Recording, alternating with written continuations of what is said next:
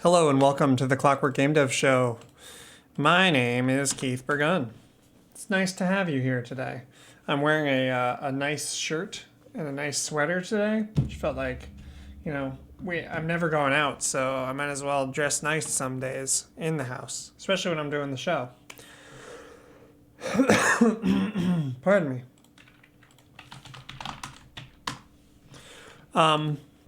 So, before we get started formally, I do want to talk really quickly about the schedule and what we're going to plan to do going forward. That's what we're going to talk about today. Tomorrow, I don't know what I'm going to play. I kind of want to play more Master of Magic, to be honest. I kind of want to just go through a campaign and just really show people, because the very beginning is very simple actually, and you don't really see all the weird stuff that happens.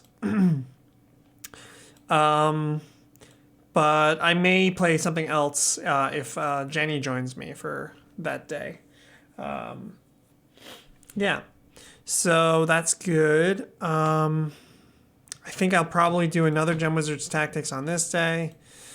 And then for the next one, maybe we could do Hades then. I know there's also Doom, whatever it's called, Forever. Doom Nukem Forever. Let's write that. Doom Nukem Forever. There's also Tooth and Tail, which I've installed. That's another possibility. Yeah, we have a lot of stuff to go through. I do also want to show this, these are some of my favorite games, pretty much ever. And yeah, so let me make sure this chat is open. Okay, cool. Whoops, and this is not centered. Fixing that real quick. Whoa! That looks pretty good. There you go. Okay, so also, hello, Dadnista. Good to see you. Yeah, so today I wanted to talk about the future of first-person shooter games and fighting games. So, some things to talk about. I guess we'll do them one at a time. We've been talking a lot about. You saw Dad Nisa says, I saw a funny line in a spiritual reading book today that made me think of you. Oh, what was that? I'd be interested to hear about that. But recent conversations about Smash Bros. And inspired by recent conversations about Smash Bros. And Counter-Strike. St. Francis de Sales, it's probably Sales or something, said that games of chance are bad because someone will feel proud that they won without actually having any skill. Yeah, that's true. That's true. That's one of many reasons that they're bad, but that is one of the reasons. For sure.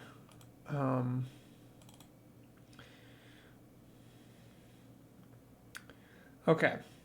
So I also wanted to open up this. So I actually have a game design document. Not really. It's like a proposal, a very short little proposal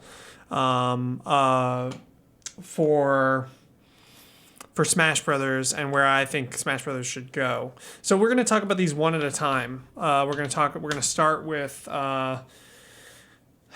I guess we could start with the fighting games. So I've played a lot of both fighting games and first-person shooters. Most of my life was playing these two genres. So I do feel confident saying things about them. There are people who are, still fans of these kinds of games, and, they definitely, a lot of them disagree with me about a lot of my takes on them. We can talk about those too. I'd love to hear about those disagreements, and but I'm not coming at this from an outside perspective. I grew up playing fighting games, and I got my start in game development in making Doom maps and playing Doom very like competitively, and then Quake, and then Half-Life, and then TFC and Team Fortress 2, and what else? I play, and then more recently, in the last like 6-7 years, I kind of stopped playing them. Counter-Strike, of course, for many, many years. A bunch of other games. Anyway, so what should we talk about first? Hey, Brick Road, happy Thursday. Someone tell me which of these we should talk about first. Fighting games or, whoever's in chat right now. Do you have a topic that you'd like to talk about, rather? Like, that you have more opinions about, either first-person shooters or fighting games? Because I'm going to do both of them, but I want to do them in an order that makes the most sense for people who are around right now. So if anyone has any opinions on that, let me know. I do have this game design doc for... okay, we got one for FPS. Okay, cool. I'm thinking about Valorant is... Okay, cool. So FPS is maybe more like of a timely conversation because of the whole Valorant thing. I watched I didn't watch, but I watched a little bit of a stream last night trying to get a key, and then I just left the thing on overnight to try to get a stupid key. And I don't think I got one, but I'm not very interested, or I'm going to play Valorant mostly because, like, come on, you have to play it because it's the Riot FPS, but also I went back and played Counter-Strike recently, and I was just like really struck by certain things about it. So, okay, let's talk about first-person shooters. So let's like talk about it in like a really broad way. What are first-person shooters? Like, fundamentally, what is a first-person shooter? Like, what are we trying to bring out in a first-person shooter? Maybe we can make a little box. Insert. Just so we can like point, click, die. Yeah. So I want to say like the really cynical take about first-person shooters. Really cynical take would be like, it's about accurately clicking on, pixels in a fast real-time environment, right? And like to some extent, like there's no way that isn't at least a little bit true. Mouse accuracy contest, I like that. But a less cynical take is, there's definitely, because the thing is you're moving around, and because there's a map, and there are like these vectors, there are these like lines. You could think of your shot as like a line that you're drawing in the map, and that like when your vision intersects with another player. So the best way I like to think about, so to me, the anti-cynical, is there a word for that? Take, or optimistic take or something, would be something along the lines of, also I should move stuff around a little bit so that, I guess we can kill that. There we go. That's better. The line of sight interpretation. The anti-cynical take would be, this is harder to say, but like it's about like setting up lines, like vectors, I guess, so that emergently maps onto real life stuff like high ground advantage. Right. Yeah, so we're going to talk about the real life stuff and like the simulation-y aspect of first-person shooters, which is a big deal, I think, because they're first person and because they tend to use things that are like really kind of realistic-ish a lot of the time, and we'll talk about that for sure. Setting up vectors inside, so what I like to do is I like to think about like let's see, like Doom 2 overmap or auto map, that's what they call it, right? It's called auto map because back in the day, most games early on didn't have maps. You would have to actually draw the maps physically. And then some games had something, they were like, oh, it's an auto map. It's automatically generating the map for you. And that's why these early games, Doom was probably the last game to actually call their map an auto map. After that point, it just started getting called a map. But yeah, let's do this. Copy image. Can I just paste it in here? So I like to think about first-person shooters in this way, because I think first-person shooters are really, I don't think they should be thought of as really distinct when you think about the rules as terribly distinct from other kinds of shooters. So, one of the first games ever is Space War. I don't know if people know about Space War. It was from the 60s. It came out of like a college, a university. Here's a good image of it. This is not the original, but copy image. So, and Space War was obviously a lot simpler, but the basic premise is there of you're like shooting. It's a little bit like Star Control if you've ever played that. I guess this doesn't have to be quite so big. Yeah. And so this is kind of what's happening, is that you're moving around on this basically 2D space. I mean, there's some verticality, but most of the interaction happens on the horizontal axis, like left, right, forward, backward, that kind of stuff. It's occasionally that there's like, vertical stuff.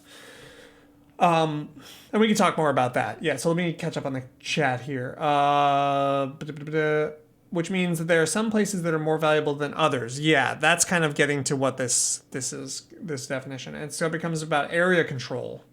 Yes, I like that. Area control via setting up vectors inside in a maze, or in uneven geometry or something. Something like that. You know what I mean? Inside specific geometry, something like that, right? So it's all about you have this weird maze map, and you're just basically drawing these lines, and you're saying like, okay, this line is an area that you can't pass safely, right? So I think that's kind of like the anti-cynical take on first-person shooters. And yeah, I don't know. Brick Road also adds, I think the game is all about line of sight. The third dimension does add a bit of interestingness. Yeah. In that way, it's sort of like what chess is like too, power/influence projection. It's sort of like what chess is like too, power/influence projection. Right, yes, okay, cool. And I like the chess angle actually, because that brings up where I want to go with this. So let's put the really cynical take aside for now, because I think like we all kind of agree that this is part of it, and we can definitely deal with that. But I actually think that it's maybe less interesting to deal with this. Like I feel like it's actually... It's pretty easy to kind of like fix this aspect if we want to fix this in a certain way, and we'll talk about that. But I can't watch with my Corona internet and no potato quality option. Can I? Is that something I can set up? Can I add more options in my like Twitch settings or some shit? Because I would be happy to do that if I can. But I just don't know. I'm kind of still kind of new to Twitch here. Settings? I'm just looking real quick here. No, not there. If you know the way that I can set that up, I would be happy to set that up.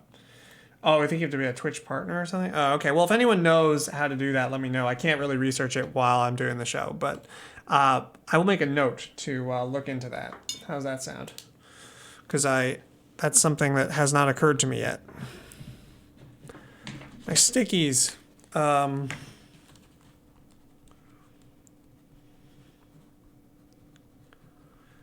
Okay. So yeah, let's talk about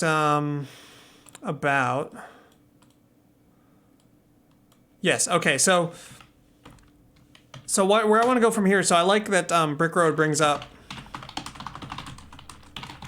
and chess. How has it? So if we are talking about like area control via setting up vectors, brought up chess, which actually is like kind of similar. So one of the issues with like first-person shooter, so what I used to play is a lot of Doom Deathmatch, and in Doom Deathmatch, it's a lot of times we just play one-on-one.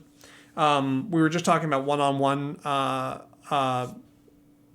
first-person shooters, and the problem is that if you only have one and one, there's not a lot you can do with those vectors, right? Like then it becomes much more this. It seems to me it becomes much more mouse accuracy contest. So what you do, and so I think what that has led us towards is these team-based FPSs. If it's like chess, which I think the anti-cynical take kind of is, then you want multiple sources of those vectors to be able to be played with, right? So like you want like crossing of so the classic thing is like you have somebody covering this area over here, right? That kind of thing. Sort of a catch-22. First person means one actor. Need multiple actors for interesting vectors. Yes. Or yeah, you can have multiple players. Well, I mean, another thing you can have, multiple players.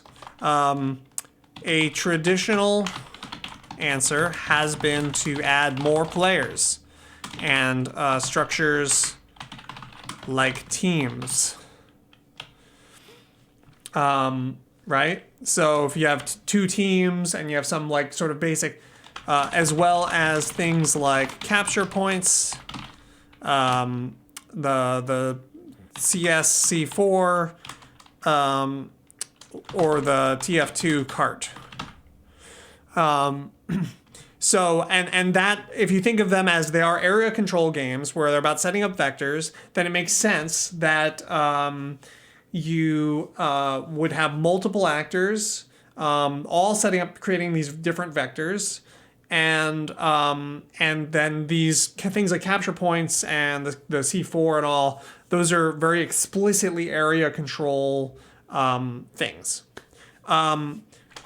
Another answer would be that something like turrets, something like the TF2 engineers turrets, because the turrets can actually very explicitly set up those vectors. And what's interesting to me is that like the turrets sort of make that anti-cynical take very explicit, and in doing so, I think they also reveal how not interesting this basic thing is, because turrets are very like, at least in how they're implemented usually. I mean, I guess you could have a turret that's more RNG-ish, but turrets typically are like in TF2, for example, the turrets are largely like, if you walk into the vision of the turret for a few seconds, you have a few seconds before you die, pretty much. And that's good in that it kind of like locks down a certain area. But like, if you think about trying to build a whole game around that, I think it quickly sort of reveals like the limitations of this. And so like where my mind goes, let's put that there. Where my mind goes in terms of like, so the real question that I want to get at is like, what's the future of these things, right? So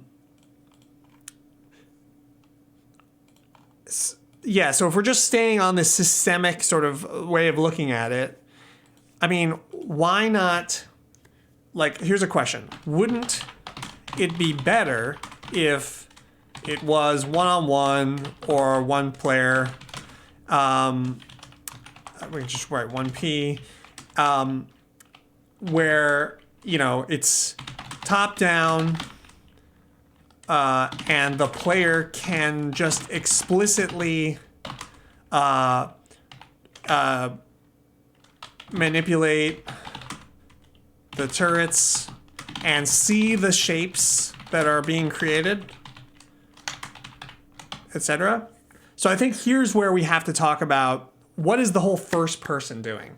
And the reason I brought this up in the first place is the space war thing, is that there is a reason to make things first person. And I think that most of the reason isn't systemic, because most of the systemic stuff, like Brick Road brings up the point that like 3D angles do sort of add to the possibility space in terms of what can get, what was the way that Brick Road worded it? Let's see. High ground advantage. If the game is all about line of sight, then the third dimension does add quite a bit of interestingness. Like, I don't know if I would say interestingness, but it does add possibility space, right? Like, it makes it that now the space is not just left and right, it's also up and down. So Brick Road says, first person means two things, I think. One, limited perspective, and two, 3 dimensions. Well, no, one I don't think is correct, because you can just put a limited perspective in on a top-down thing, right? Or you mean yeah, I think you can achieve basically the same thing by just having like a field of view if you want that. But also it's like so we do want some kind of info horizon, right? But it's funny, like if you think about, this is what FP does, right? Yeah. Okay, so let's make a little section here, like, what does the first person perspective do? Okay, let's just talk about these explicitly. So let's see. Limited perspective. Right. Kind of like an info horizon. But it's a weird info horizon because you could see out like any amount of distance in front of you pretty much. Like if an actor is like really far away, they might just be a few pixels.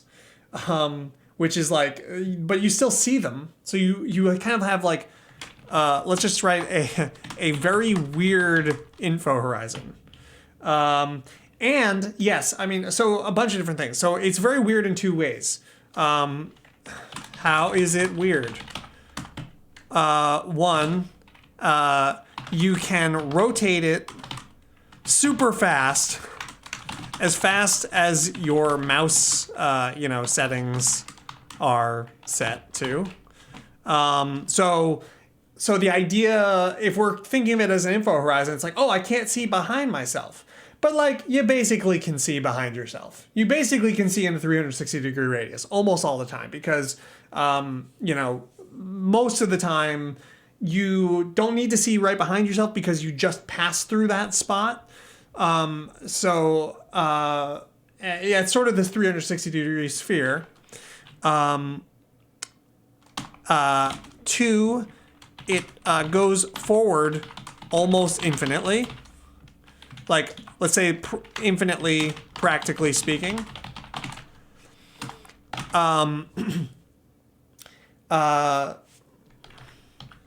Which, let me just clarify this, which basically means it has a 360-degree view. The one way in which it is actually, let's write like, let's just write properties. Okay.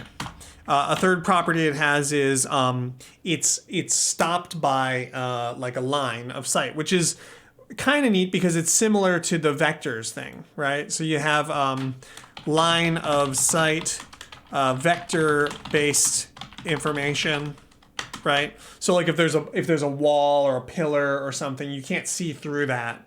And so this is the one area where I think it kind of makes sense. But although it's worth noting that number 3, the one that makes sense, could be done in top down. So another question I'm gonna ask is what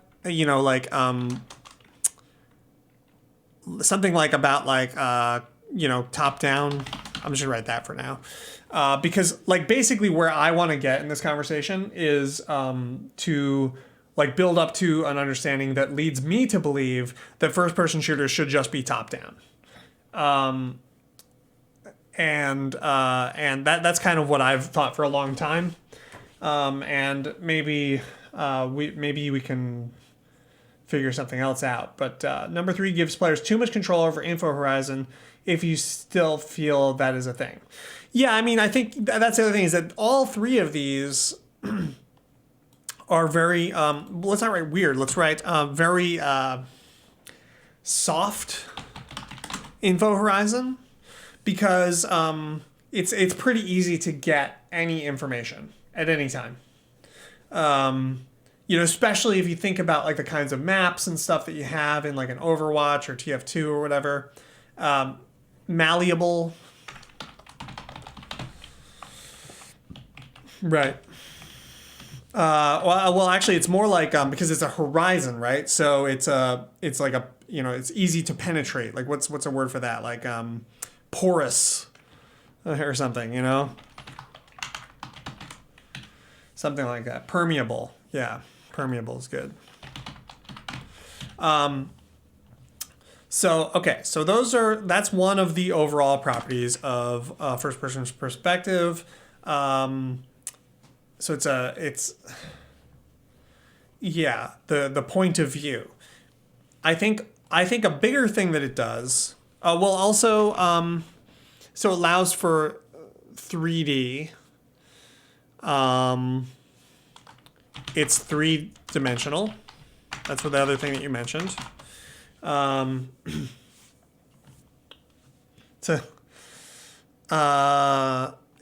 you can catch up on a lot of this via the thing here. It's 3-dimensional. And so what does that do?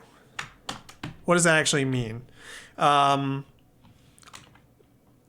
increase in the possibility space for vectors, right? So vectors can now not just be like left and right, they could also be like up and down. I think that's it. For vectors and sight as well, because something could be like above your field of view. Your field of view is not infinitely vertical also. For sight and control vectors, let's call them that. I like the phrase control vectors. Okay. An increase in the possibility space for sight and control vectors. Okay. I don't know if you have any thoughts on other things on top of that, let me know. I guess the implied thing here is that we're talking about FPS through the lens of virtues of strategy games. Yes. Maybe that should be via, let's see, as strategy games. Is that fair? I think that might be a good thing to put in the whole thing. Sometimes I take for granted because like that's my thing, But I do think that I don't think it's like unfair to compare FPS and fighting games to strategy games. Like I do think it's unfair to like assume that that's their whole value, but I also think that they're like close enough, especially like things like Overwatch and TF2. Really seem like they have a lot in common with strategy games, what we would normally think of as strategy games, where it's like, okay, engineer, go put this thing over here, and then this guy counters that thing. There's like these counter relationships in TF2 where spies counter engineers and pyros counter spies, things like that. It's very unfair, adds Crouch Mode. In new games we might design. Right, yeah, we're talking about going forward. Well, isn't part of the question whether or not we can make strategy games that also happen to be FPS or fighting games? Yeah, that one's like kind of a murky question because when you say be, so fighting games especially, it's like if you were to design, so something I would want to make in that I would think of as a fighting game. Some people might be like, it's not really a fighting game, because it doesn't have blankety blank or whatever. It doesn't have combos or something like that. So there is some wiggle room there in terms of like what would trigger someone to call something a fighting game or an FPS. There's some like Portal, is Portal an FPS, like questions like that that are I don't know. I guess thinking descriptively like that, I think who knows what people would call these things, but I think when we're thinking about just systems and thinking about FPS and what we can learn for strategy game design from FPS games and what can we learn from fighting games and how could we take those ideas and morph them into something that are more strategy game-ish. And let's write a little bit about the goal here. Like my goal, take concepts or like take the basic frameworks of these video game genres, which already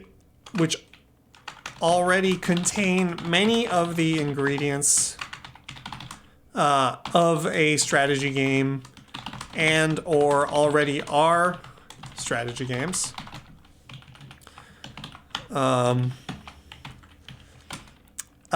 And take them forward to become,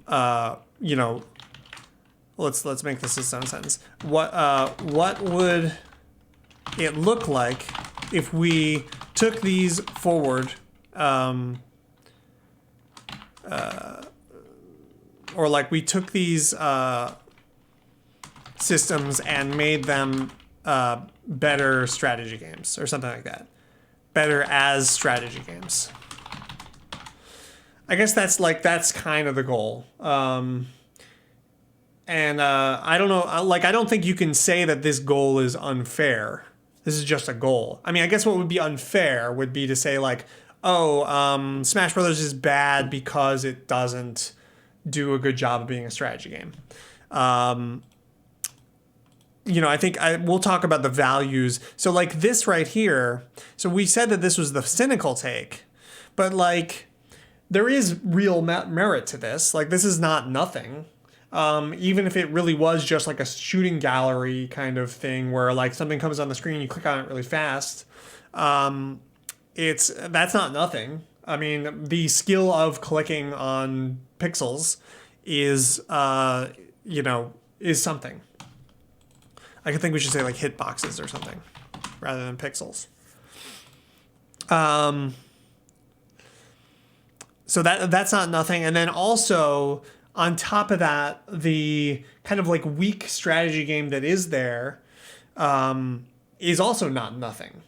Especially when you combine these two things together. And I think that's what video games typically are, is like you have some sort of like contest value kind of thing. In League of Legends, for example, I think that's another example that where this applies. You have the sort of like rote sort of skill of like last hitting or hitting skill shots or something like that. And then also you have this strategy game, which is like, sort of something. And when you combine them together, you get an overall thing that like kind of works. But I would just make the distinction between that and something where the actual system, the strategy system is stronger. Something that occurred to me is that people seem to like mixed form experiences currently, and they might be the best way to appeal to current consumers. Yes. But I think Burgundian pure form systems are probably the best way to expand the crafted design of each of the system types. Yeah, and also, well, I mean, I don't know. So like I think I brought this up the other day, but the example of Breath of the Wild, or we can think of counterexamples where they took something that was a much more mixed form before, and then they focus and honed in on some particular thing. In the case of Breath of the Wild, the toy form and exploration, and so yeah, I mean, you know yeah, I think yes is my answer to your overall thing. Okay, so what else does first person perspective do? Like, there's a much more human element here that is important, I think. So there's the.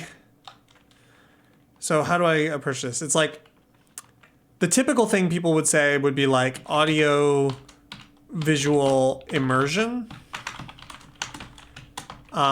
Slash like maybe power fantasy aspect. We understand what it is to be in first person perspective. That's true. Let's write that as well. Natural. It roughly mimics like actual human perspective, right? It's relatable. Or it's like it's less abstract. Let's write it that way than arguably anything else, right? Because any other perspective. Because like top down is kind of abstract. Side views are very abstract. Even like over the shoulder cam is a little bit more abstract because like what is this weird like Lakitu guy following me around? Lowers barrier of entry. Yeah. I don't know if that's really true. I'm not sure if that's true. But it's definitely there's like a way in which it's really natural and it feels, and this might actually be part of this. Like these 2 points might sort of be the same thing. Or perhaps maybe I should put it like this. Put this here. Yeah. Yeah. Like I think those might kind of go together. Because the reason it has audiovisual immersion is because of the naturalness, right? Because it mimics like normal human vision or whatever experience. So then the other thing is it's less abstract than arguably any other perspective. So supports power fantasy. Okay, and this is I think a very important aspect of first person shooters and fighting games. And most competitive games, but particularly I think these 2 genres, maybe more than anything else humans have ever made. And I want to talk more about that. Like a claim I would make is that Keith claim number 1 is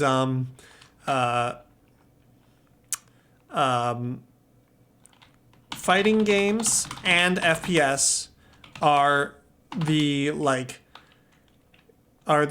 peak of human ability, or like represent the peak of humans ability to convey power fantasy based experiences. So for a long time, we've had power fantasy since we've had any kind of media. Fiction is rife with power fantasy, and fighting games are number 1 and FPS are number 2. I could see that. Yeah. I also have a claim about the relationship between so I think another thing we have to talk about here, which we haven't talked about yet, is guns.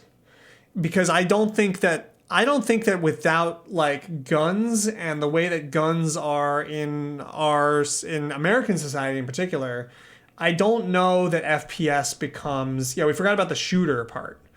Um, the shooter part, guns, and they're like, so I think that guns are like, and before guns there were swords, right? And swords had such like cultural power. And there was all this like lore and stuff about swords. And like King Arthur being the classic example. But I think that guns maybe even has more of this like almost like religious aura to them. And one of their role in FPS games, I think one of the reasons FPSs are so popular is because of their relationship with guns, and because they're riding on the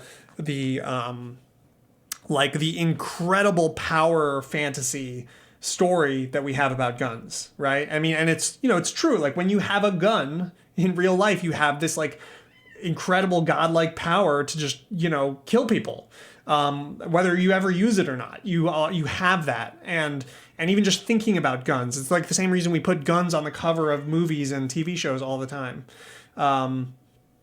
Unrelated, but I think it's interesting that for all of history, the spear has been the main weapon that people use, but swords have all the cultural cachet. Well, that is really super interesting. I wonder if there's like a class thing there, because swords probably were more related to like knights and royalty. Swords were often used in a lot of like rituals, right? Whereas spears are like the weapon of the people. So they're kind of like they have less of that cachet, yeah. But yeah, so I really think that guns and their role is something that has to be thought about. Watch a video that compared the effectiveness of the two with practical experimentation. Spears are way better. Yeah, I mean, spears are long, right? Like they're absolutely, yeah. Spears, swords, you kind of got to get in there. Spears you can just do from like 6 feet away or some shit. And that's also similar to why guns are better, right? Because you don't need to be close. You better hope the other guy has a sword too if you have a sword.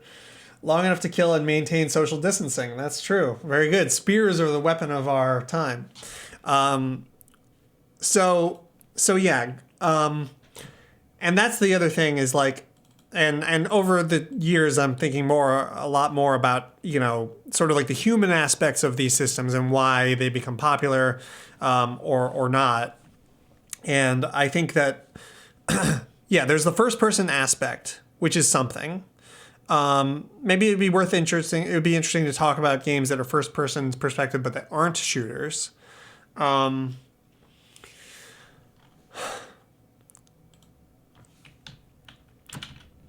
So another claim I would make is like, claim number 2,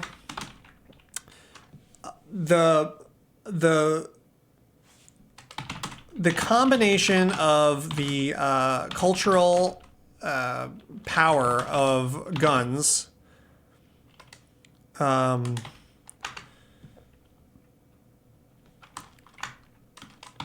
the ability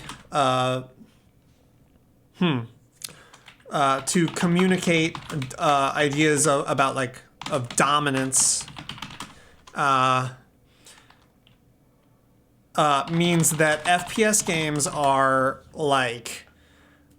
just historically incredibly powerful, a historically powerful, or I don't know what's the right word for that, unprecedented, an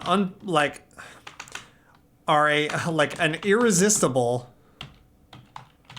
I can spell irresistible, right, combination that's incredibly compelling for people.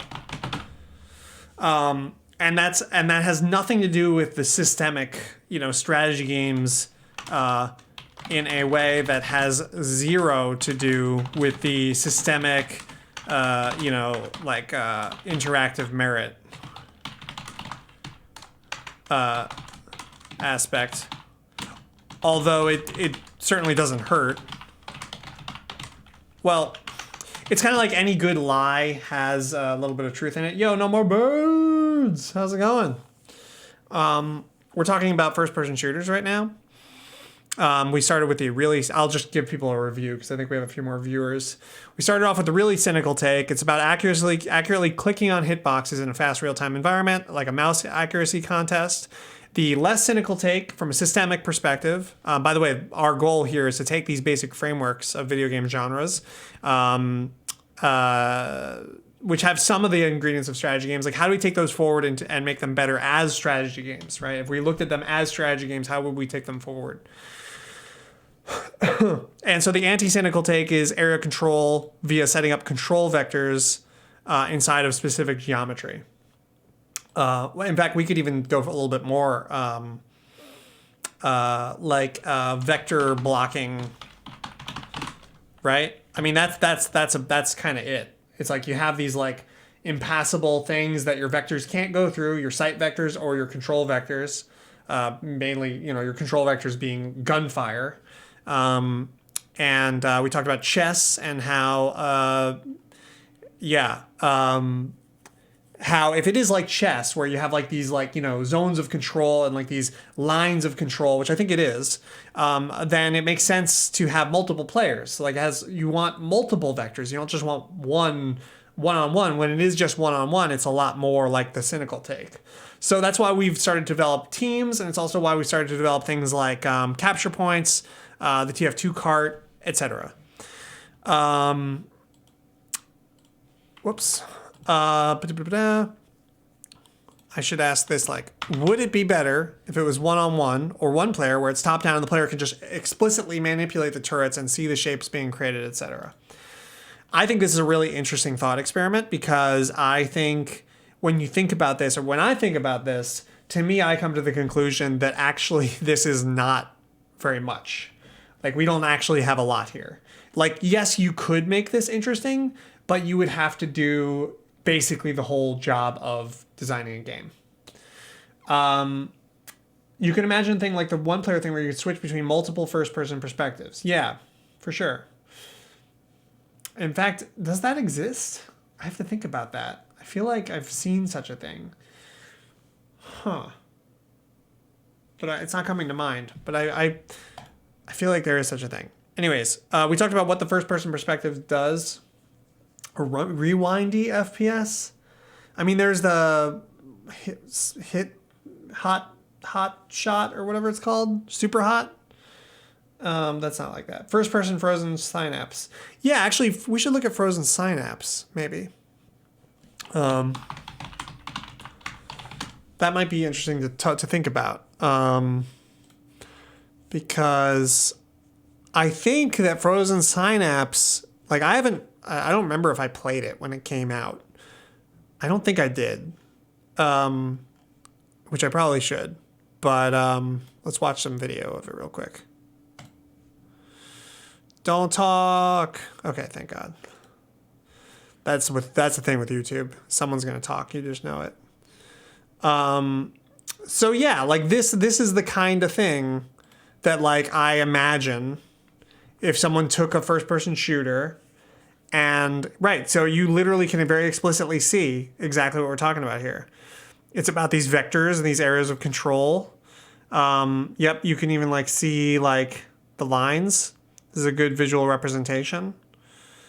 I think that's what those lines are. These may be the paths that the players take. I think that's what it is. It's like a John Madden thing. You draw out the plays, Actually, football is an interesting comparison here as well. But yeah, this to the extent that FPS games are strategy games, this sort of expresses the basic concept of it pretty well, I think. And I think also that's why I didn't really want to play this game. There's a lot of room for rules differentiation when you have multiple actors. Yeah, like, I mean, I think you need multiple actors. Like, that's like kind of a... at least multiple places from which you can draw vectors, because otherwise it's like you can't just have one vector. Like there's just clearly not going to be enough complexity there. But you could also have alternating turns, who knows, all kinds of stuff, right? Well, that's my point, is that you kind of have to, when we start about this, you're kind of like, it's one of those boil down to a nothing kind of things. Because when you take this thing out,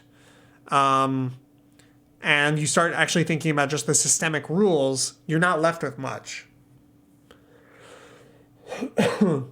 And so you have to just, it doesn't mean that you can't make something great out of it, but it does mean that like you have to just design a game. Yeah. Let's see. Okay, so we were talking about what the first person perspective does.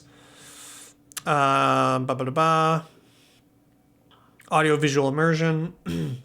One thing, weird thing with the switch between first person perspectives is like maybe you can't turn your camera to get the 360 view.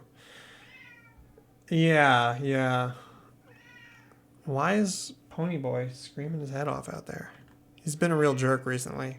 You'll have to forgive Ponyboy. We haven't really talked about real time here yet. That's true. Because this doesn't have to be real time, right? Obviously, in this situation, it has to be real time. But in, more broadly, it does not have to be real time. So yeah, let's talk about that. So what does the first person perspective do? This would be like another major bullet point, I think. But before we get into the cultural stuff, let's talk about real time real quick. What does it being real time do? And I think this one's actually kind of simple. Real time, maybe we should say even real time continuous space. One fundamental thing is to solve the information horizon dilemma of 360 versus straight ahead. 360 versus straight ahead. Yeah, so I think that would be one thing that you'd have to do. And I don't know how they do info horizon in... I'm guessing that in Frozen Synapse, from what I remember, there's simultaneous actions. So I think that's how they do that. Like that there isn't really an info horizon, and instead you just like, we both hit go at the same time and then something happens. So which would not be my recommendation at all, because it's output randomness. Fog of War. There is Fog of War. Interesting. Okay. But I also think that like you can't just like rotate your guys around willy-nilly, right? Like your guys are basically looking the direction that they're moving. So is the player supposed to have all info available from the point, or are they only supposed to have info with their current camera facing, swing your mouse around fast thing? Right.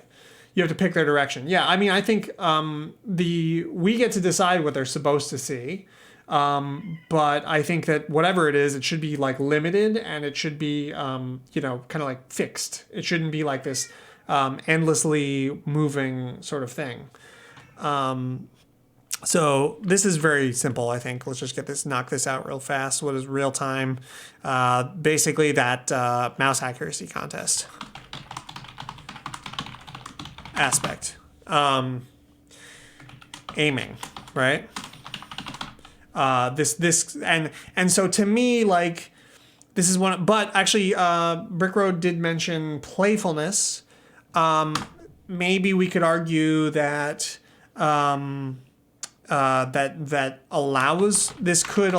could be part of something that allows for playfulness via a large, or even like huge possibility space. I.e. placing a turret or something in a slightly different spot that means something different. If we have fixed rotation for each axis, we're pretty much not an FPS anymore. I agree with that totally. Well, I mean, it's not an FPS if it's not top down also. So, I mean, like Frozen Synapse, people don't consider that an FPS. I understand why. But when you're thinking about this from a systemic perspective, Like maybe we need another term for it, like just shooters. So yeah, if we're trying to save the first person perspective, well, why are you trying to save it? I guess is a good question. How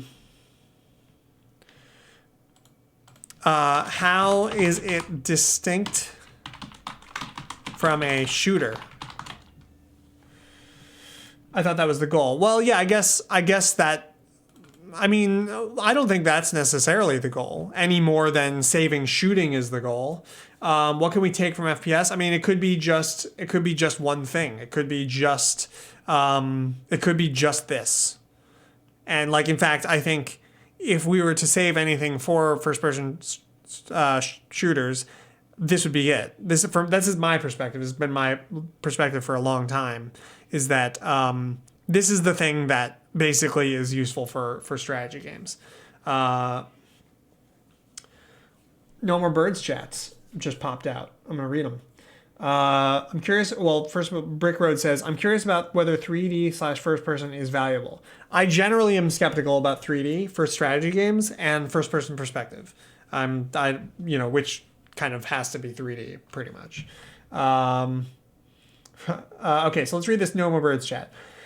This is making me think again about the tactical layer could be anything in a game. What makes the tactical layer interesting or anything at all is the context of the strategy layer. The goals you're trying to achieve theory that I had. So like an FPS is sort of nothingness. It's just like an aesthetic, and what makes the game is the why you are moving and shooting. Right. Although I think you'd probably agree that some tactical layers are better than others, especially in how much they relate to that. So like to me, a good arcosphere, talking about like the lengths of arcs, short arcs, medium arcs, long arcs. So those short tactical arcs should have like a holistic and tied in relationship with the larger arcs. So the worst example, I think first of all, what your first chat there, No More Birds, is like kind of true. There's something in the spirit of it that's true, which is that ultimately, you have these larger arcs, and that's a lot of the time, a lot of where strategy lives. But I think that strategy is also only kind of as good as the details of its strategy too. If your strategy layer is like picking from a few different things, and then within that you do this little mini game that's like totally unrelated to the strategy game, I think that basically that cheapens and lessens the meaning of those strategies. Like the tactical is where you're doing the process of building meaning for the larger strategic arcs. So yeah, that would be my reaction to that first chat. A good strategy layer, interesting goals and resources and stuff, is what would make a good FPS. Right, so like if I was tasked with, hey, you have to make an FPS and you have to make it like a good strategy game FPS, like, hey Keith, we heard you have all these theories about strategy games, so make us an FPS, it has to be read as an FPS, and it has to be a good strategy game, then I would do exactly what you're saying, No More Birds. And I think actually that's probably a good approach for big AAA games. I wish more games would do exactly that. Which is, yeah, just let us do the first-person shooter shit. Maybe with some mitigations, like, for example, we were talking about Counter-Strike and Valorant, and the idea of, like, instant headshots, something like that might be something we could, like, tone down a little bit. But yeah, like, generally, sure, give people powers and whatever. Go nuts on the tactical layer. It doesn't matter all that much. But then think a lot about a strategic layer for it. And I mean, one thing you're going to run into, I think, and the reason that this doesn't happen that much is that one of the two things is going to like override the other things, and that's what happens when you don't have tightly connected, like a nice lattice work of short arcs, medium arcs, long arcs. That's the only way that it can remain like strong. Otherwise, what happens is either the tactics totally override the strategy. That's almost always the case. That would probably be the case in every FPS because of stuff like aiming. Or the strategy can override the tactics if the tactics is just some dumb little thing. Let's see. Second chat. A good strategy layer, interesting goals and resources and stuff is what would make a good FPS, which has nothing to do really with the shooting or the perspective. Yeah, I think generally speaking, that's what people are doing now. Like they're starting to add more of that kind of stuff on, and sure, that's cool. Frozen Synapse is closer to Worms than to UT 2004. Interesting. Worms is maybe an interesting thing to think about. Let's table Worms for now, because that actually might go into the fighting game conversation as well.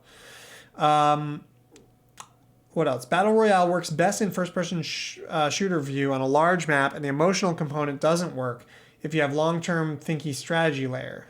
It only works if there's constant tension and a fairly limited maximum marginal strategic advantage. Yeah, so one of these, like that statement of like Battle Royale works best if blankety blank, like, you know, Counter-Strike works best if all of the things that are currently in Counter-Strike are there. Like if you were to remove things from the existing Counter-Strike, it's very reasonable to assume that it's going to start working less well because it's missing some of its elements. And so same with Battle Royale, which I consider to be like one game idea, pretty much. So yes, like I'm not saying, you know, change Battle Royale, basically. Now I'm thinking about an FPS built all around the power where you leave stationary clones of yourself all around the map and can jump between them to make one active. Yeah, that's a cool idea. So like we were talking about one player versions or one-on-one turrets. Another answer would be, well, those are kind of like turrets, right? The clones, turrets, leaving clones of yourself, or we could say like ghosts, using racing game nomenclature. So no more birds, but that is, you know, that's something to think about for sure. Norm Bird says, I feel like the details are only given weight at all because of the goals and stuff. What you're ultimately trying to do is what gives the tactical layer the moment-to-moment any meaning at all, I think. Yeah, and so it's like how much, that's all I'm saying is like how much does the tactical layer and the strategic layer, like how much connection do they have to each other? I guess how much like coupling. And they do that through medium arcs. And like, you know, small to medium arcs and like medium to large arcs and things like that. I need to come back and watch what you said about FS since I'm making FS but simpler. What's FS? Hello, Red Moth. Oh, I'm sorry to hear that. I don't. If you tell me what FS is, then I can. Frozen Synapse. Oh, okay. Yeah, I mean, I don't have much to say about Frozen Synapse. I liked it because it has a visual representation that's a good representation of like this concept. The basic thing that you know, I think actually Frozen Synapse to me does kind of look like, you know, maybe the first attempt of someone taking what could be, you know, the sort of the best parts of first-person shooters from a strategy game perspective and trying to build something new out of that, which is kind of like what I'm interested in doing as well. Yeah. Battle Royale can't work if there's king making or a way to leave enemies alive to kill them last. That limits the design space. Okay. I don't have strong feelings about specifics about Battle Royale. Maybe you can translate that into a broader statement. And we could talk about Battle Royale. What does Battle Royale do? Like, how is that new? Or what does that do for things? I guess let's make a quick note about that. Battle Royale. And let's also say something about Valorant, maybe, because it's timely. So what does Battle Royale do? I mean, I don't know. Like, I don't think Battle Royale does that. It's basically just big Counter-Strike that shrinks down over time and has randomized maps. So here's my bullet point about Battle Royale. Big Counter-Strike with random items instead of buying, which is an improvement, I think.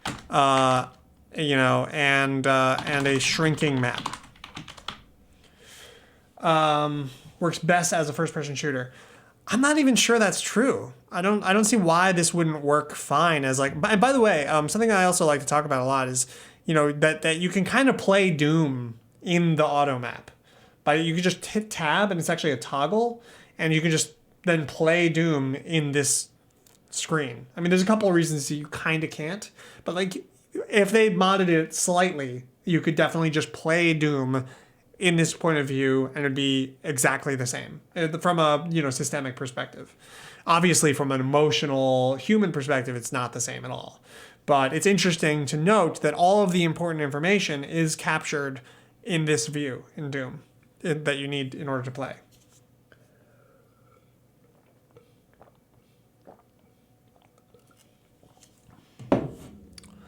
Okay. So this is my thought about Battle Royale, but please, I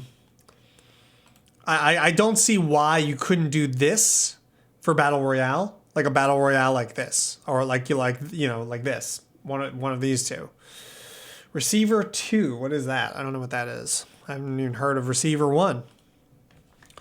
Valorant is Counter-Strike plus powers. That's my current understanding of it. I thought I would have more interesting things to say about it. I haven't played it much yet, but maybe if people have thoughts or questions or anything about Valorant, that would be, we could talk about that. Receiver 2, it's you have a gun, but not as a joke. Wow. Let's see. I have to see that. Simulates every internal part of each firearm based on manufacturer's schematics and gunsmithing resources. Learn exactly how each sidearm works, including how to load and unload them, clear malfunctions, and operate their safety features. So it's like, okay, yeah, this is interesting. But what is the fucking game? Do you actually shoot things? Or are they just like targets? There's like little portal turrets. Maybe. I mean, I kind of like that. It looks like you don't actually shoot people in this game. Remarkable. Wow. I would have definitely thought you would have shot people in this game. Or, zombies. They're not people.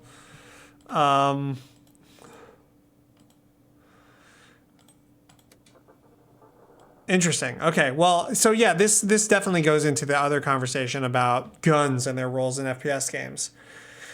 I think that, guns is this like really intense cultural phenomenon in American culture that affects everyone because we export so much of our culture as well.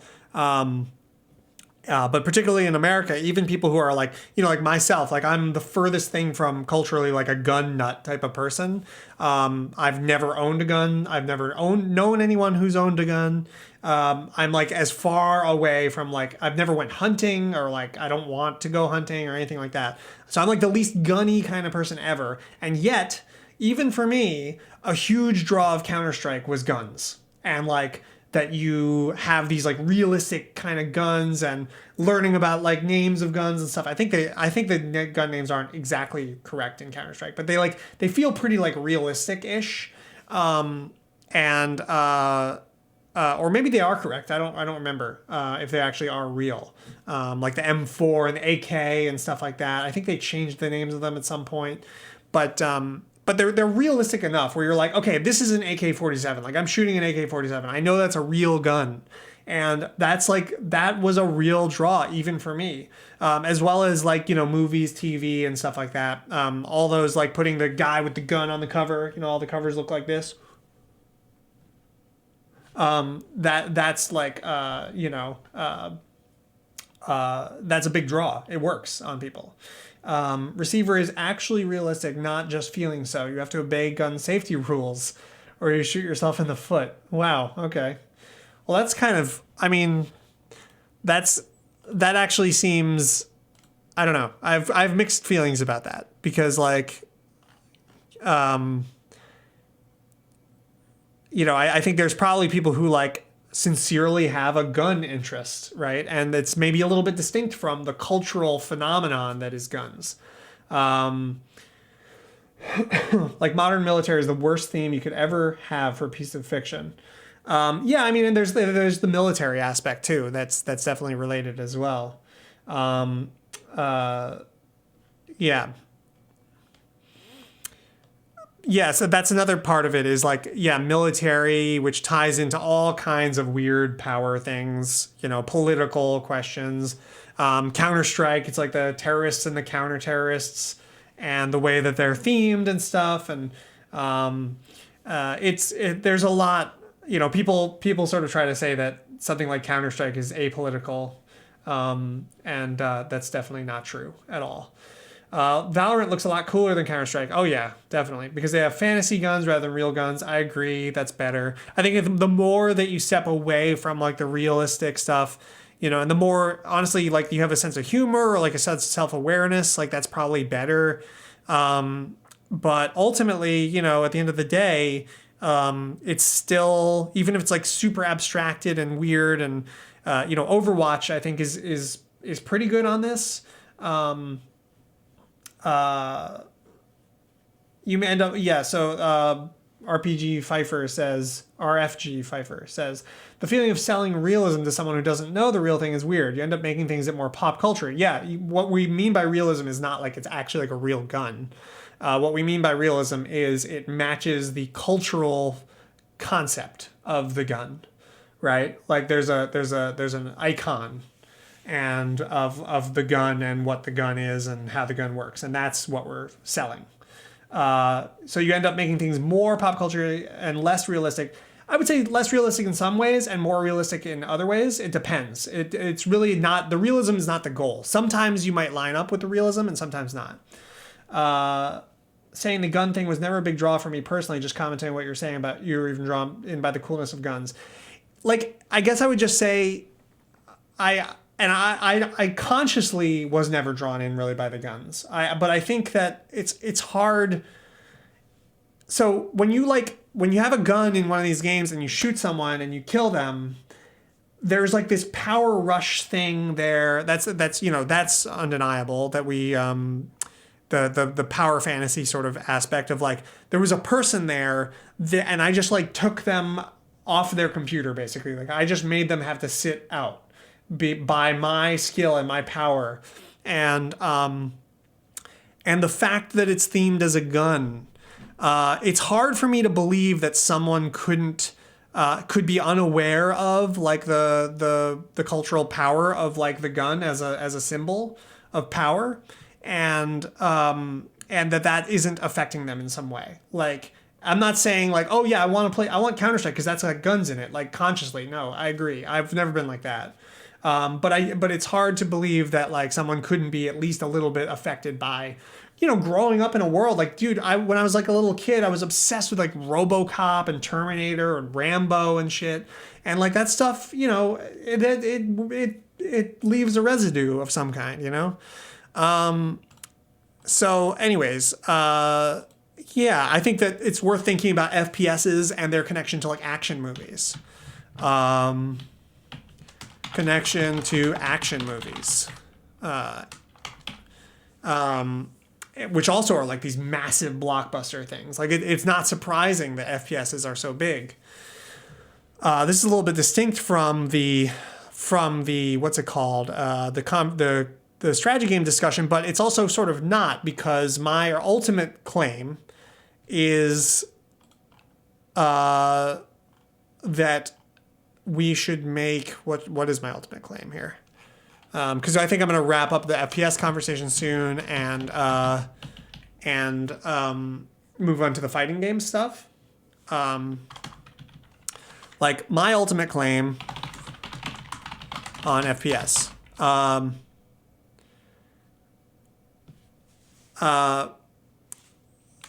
The area control vector thing could be an okay starting point for the beginnings of a strategy game design project, but there isn't a lot there to start with.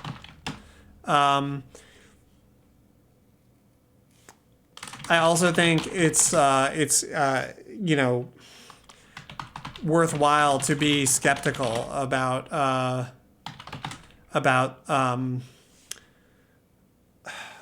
why we're so magnetized to things, or why we're so attracted to something that's fundamentally very simple. You know, the clicking contests, aiming contests. I mean, so I guess there isn't a lot there to start with. A lot of what goes on is the aiming contest. Like, that's ultimately the end of the day. And you know, sometimes people will be like, well, at high levels, you blah, blah, blah. It's like, most people are not playing at high levels. Most people are playing at average levels or low levels even. In fact, I think it's like the vast majority of players are at like the lowest, and then it scoops down. And so and that's how it is with every game. Fewer and fewer people have, as you go up and up the skill ladder. So that's why I think it's really worth thinking about, like, what is the experience of playing an FPS for the average player? And for that, it's an aiming contest. It's not a normal distribution. It's like let's see, like number of League of Legends players per rank. There's probably a chat thing here. Yeah, so here you go. Silver is 32. And gold is 31. Platinum is 13. Diamond is 3. Here you go. And this is going to be the case for basically every. I'm surprised there's so few iron. I wonder what that's all about. I don't know why that is. I also expected there to be more in bronze than silver, but in any case, the point is like a 60%, more than like almost 65% are in silver and gold. First person view has hiding behind walls, looking behind things, sneaking up from behind, verticality, etc. I'm not attracted to the guns, but to the camera. Carbach says, let's see. No More Bird says, yeah, I think the pursuit of making a better FPS game is going to come from a place of liking the first person aesthetic more than anything. Yeah, because there isn't a lot there to start with. Yeah. I think a big appeal of FPS and guns is knowing that you can remove actors instantly if you're good enough at aiming. Yes, absolutely. And so there's almost like a gambling thing there of like, I want to gamble on my ability. I mean, we talk a little bit more about the mouse accuracy contest, which I think is a gambling thing. It's like, I want to go in there. Like, I start every Counter-Strike game I play, probably I've ever played, and I played a shitload of Counter-Strike in my life. And on some level, I'm going into every match being like, I hope I just click on all their heads and just kill the whole other fucking team. Or like, at least, you know, get like 3 or 4 people at once. Like, there are a bunch of people are going to come through, and I'm just going to be like, blah, blah, blah, and just like kill like 4 people at once. That's kind of the fantasy. And, you know, there's strategy and there's stuff to know. There's definitely knowledge and skill and all that. But a lot of it is like, you could just luck out, you know, like from your own execution. You could just be like, I just happened to click on the right spot. A lot of the value here is very similar to gambling value in that you're hoping for, you know, a huge pentakill moment. And sure, you can like, okay, I'm going to do the things I'm supposed to do. I've like learned a bunch of stuff, and you do those things. And then the moment comes and you have to like click on stuff, and sometimes you click on the things and sometimes you don't. And so you're kind of hoping, and this is sort of related to my execution as a form of randomness claim, but I think that a lot of it is like, I just want to go in and roll the dice and see if I can get a bunch of kills. So that's a big point of FPS, which is related to, I think, what Carbach is talking about, because that's the payoff element, right? The payoff let me write that here. Like the payout rather is, or like jackpot, pentakill moment, parentheses, jackpot, right? That's like, oh yeah, I won, you know? I think maybe there's something interesting in terms of setting up vectors in a 3D space, velocity / travel time. But you have to solve 360 degrees / forward info horizon problem somehow. But yeah, you could imagine a first-person actor switching chess where your attacks take time to arrive. Yeah, sure, yeah. I'm still personally skeptical that 2D space is not enough.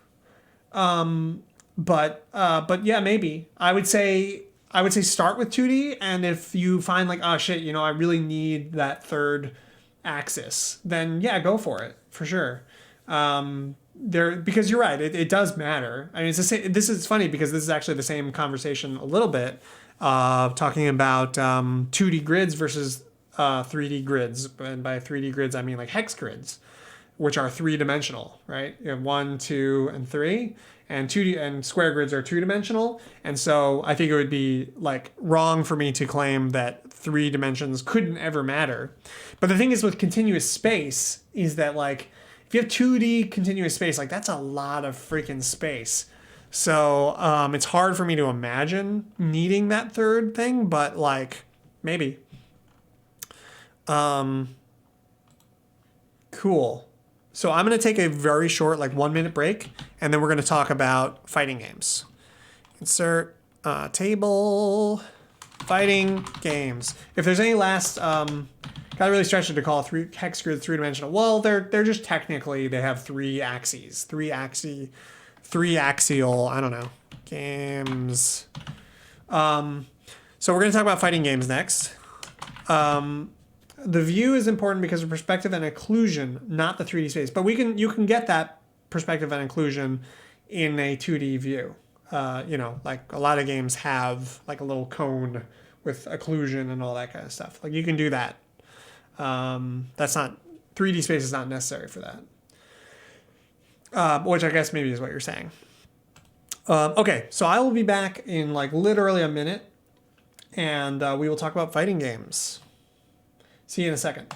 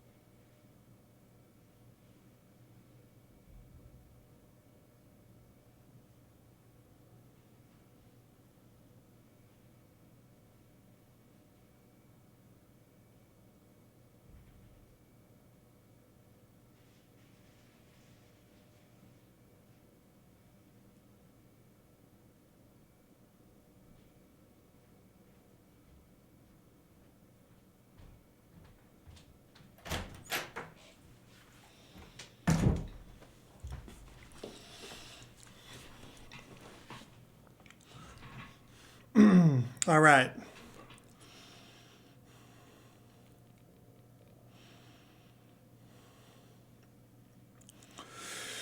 Okay. I am back. Okay. So let's see. Any more chats in here? Anyone have opinions on Tarkov? I do not. I don't know what that is even. Tarkov is like if you take the difference between Fortnite and PUBG, subtract it from PUBG to go into the opposite direction. Interesting. So I like that you said go in the opposite direction, because that relates to something I want to talk about with fighting games. Let's see. How do I start?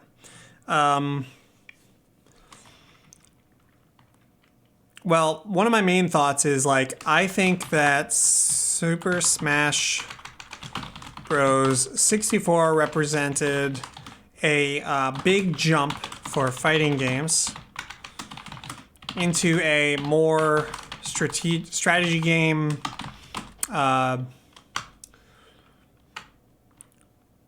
ish direction by adding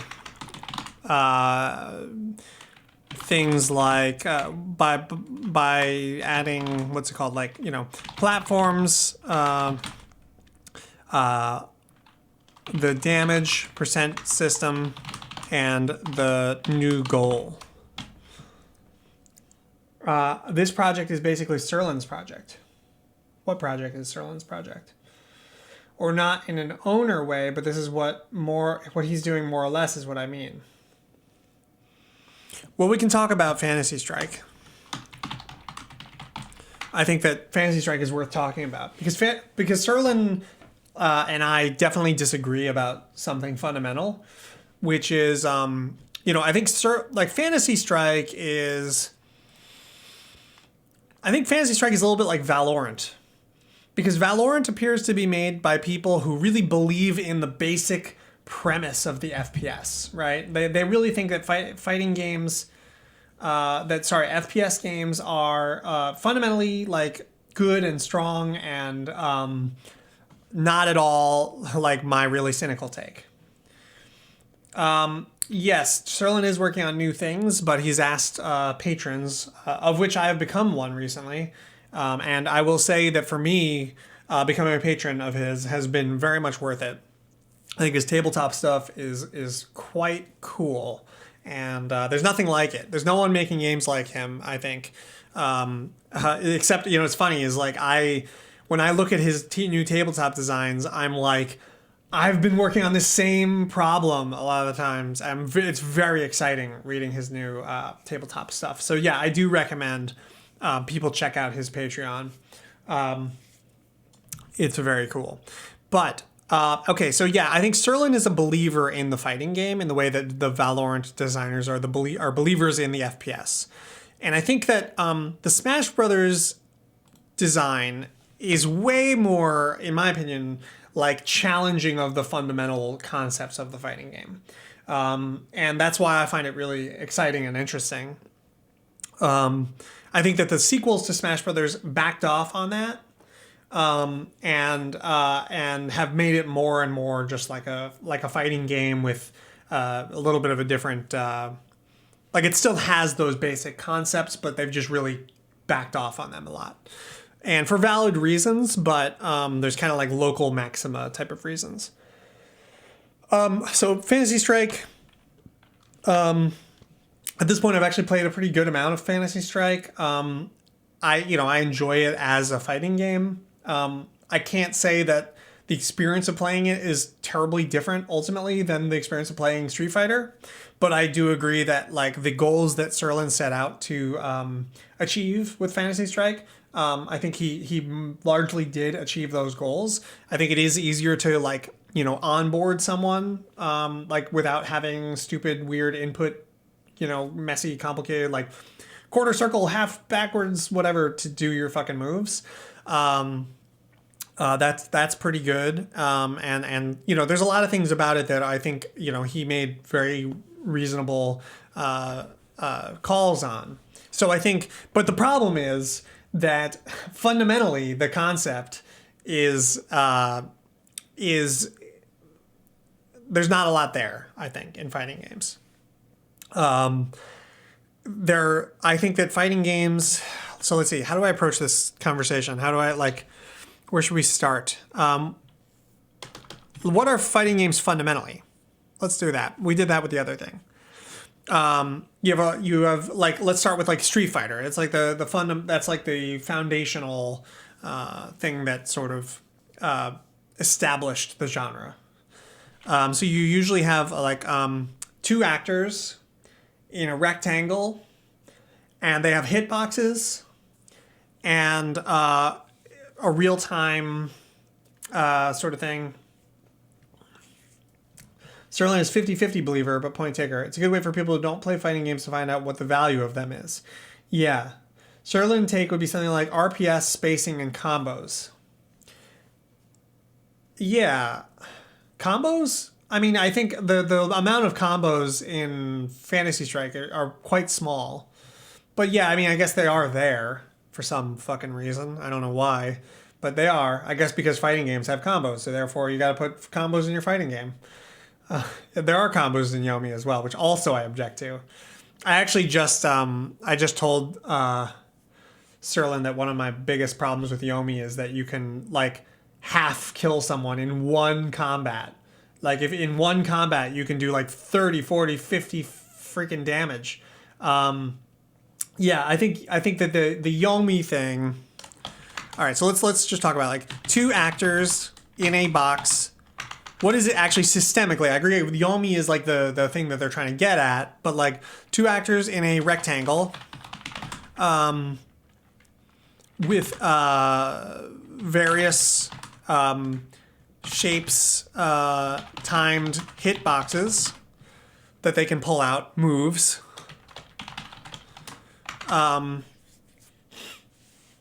about Towerfall? I can talk about Towerfall. So yeah, there's a lot of these things that are sort of fighting games. As with all these descriptors, they're not binary. I haven't played Lethal League, I don't think. Nidhogg I'm familiar with. I guess my answer is I don't really care if those are fighting games or not. It doesn't matter. Let's say they sort of are. Transitive counters, double blind decision making, right? Let's finish this. Two actors in a rectangle with various shaped timed hitboxes, moving in continuous space, and usually and fast real time. Yeah, I think that's fundamentally what they are. And sort of let's do the cynical take and the non-cynical take. There might be multiple non-cynical takes. Cynical take, then this is my kind of take, is that they are basically just about, muscle memory. Or I would say they're 90% muscle memory, maybe 95% muscle memory reactions. So things that you trained, things your hands are just trained to do, more or less. Plus a small amount of actually this percentage is too high because it's actually 50% that, 40% or 45% simultaneous action output randomness, and 5% pattern recognition. And that 5% can kind of matter, especially if it's it's a evenly matched game. That 5% can matter. But almost all of the game, this is my take on fighting games and what they are. It's most of it is how much is your hands trained to just do the things, like do these little combos and to like move quickly and efficiently around the map and block at the right time and things like that. Reactions, things like that. Being able to like do a dragon punch right when they're like at the right spot on the screen, things like that. And then there's a lot of just randomness because you and I are both together, and there's a series of like basically we're playing Yomi the card game. When two characters are near each other, it's like very similar to like a real time, instantaneous Yomi card game sort of output randomness where I'm gonna play a blank and you're gonna play a blank, and if you play if you play rock and I play scissors, I beat you. If you play scissors, I play whatever, right? And so there's a shitload of that kind of randomness happening just constantly, and it's happening so frequently that it sort of feels like it doesn't really feel like randomness. It feels natural because you have this actor and you're moving around and there's a kind of logic in your mind to what's happening on screen, and the theme helps carry it as well. Yeah, so we'll talk also about that as we did with the other thing, the domination thing. Because I think somebody else said in chat earlier that number one thing we've ever been good, like the number one most like domination, power fantasy vehicle that we've ever made was fighting games.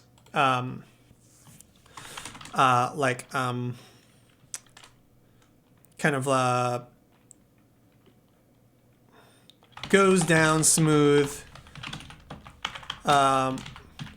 Because of a familiar theme plus extremely effective domination power fantasy engine. That would be my take on these games. That's your position, right? With FPS number 2, yeah. But Brick Road had it opposite. I think it depends on the FPS because I think Counter-Strike specifically is so domination-y, with the instant headshots and you being taken out of play for like a good 30 seconds or whatever. But maybe something like TF2 would be behind fighting games as another example. I mean, it does have snipers and stuff, but like generally speaking. So what's the non-cynical take? Or like less cynical? Or like, what did we say before for anti-cynical take? So what are fighting games? So yeah, I think somebody said earlier in the chat something like positioning. Where was it?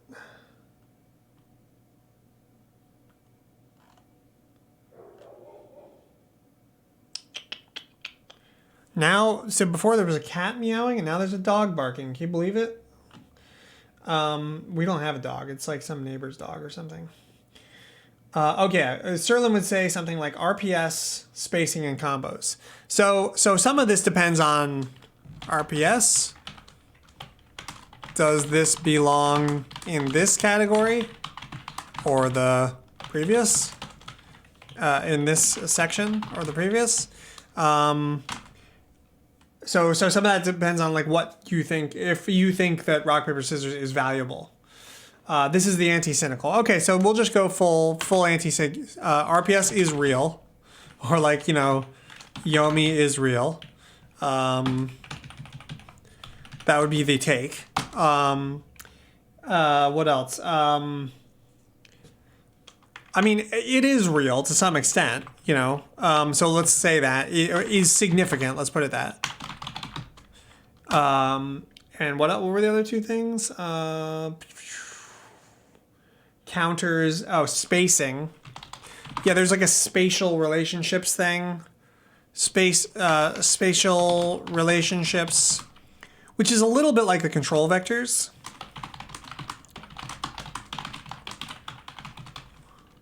But there's no. It's more free, right? So it's kind of like, actually, you know what? It's a little bit like, if we went back to this, imagine if there was a Doom, but instead of just shooting a line, you would create this shape. Actually, it reminds me a little bit of your games, Brick Road, how you have a lot of times like these grid games, and you'll place a shape on that grid, right? Like a Tetris piece on that grid. And imagine if in this game here, the Doom deathmatch top-down thing, you, instead of just shooting a line through the level, you created this spontaneously like a shape, like a Tetris piece or something. And that's kind of a lot like what a move in Street Fighter is. You have this like, you know, your Dragon Punch or whatever has like an L shape to it. It's like a Tetronimo. That's the hitbox threat zone. And so people are playing around that. Let's also do this. Boom. There we go. Now it feels more different. Militia does this force projection thing super explicitly. Yeah. Right. Force projection. Spatial relationships. And what was the last thing? Combos. This is the anti-cynical take? I guess so. Combos? So I'm very skeptical of combos. It's hard for me to put this into the anti-cynical. Like from a strategy game perspective thing, like I can't imagine combos would be something that we would take from fighting games. Like you would never put combos into, I guess, you know what we would say instead of combos? Like, you know, unequal payoffs for, you know, for various moves, I suppose. Right? Because that's really what combos are. Like combos are actually like this value that's behind a certain move. So like, you know, this one punch is maybe not very good. It's like a high risk move, but if you get it off, then you can lead it into these other combos. And so it's actually, it has all this extra value on top of it. Like to me, I would just boil combos together as like one move. Should be thought of as a single move. In fact, they should probably be one button press to activate them. And they should also then be deleted from the game after that. Let's see. Combos is anti-cynical if you like execution. Okay, yeah. So yeah, we talked about the aiming contest. We put that into the cynical take. Yeah, but I mean, from the perspective of a strategy game, that would go into the cynical take category. But we also sort of talked about that already, because that's what the muscle memory / reactions is. That's execution. Arguably, you could say execution is in the simultaneous action, maybe, in that, like, pardon me, anytime you make an input, you need to, there's a chance that you will just accidentally press the wrong button or, you know, activate the wrong move.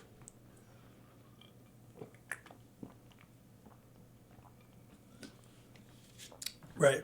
Okay.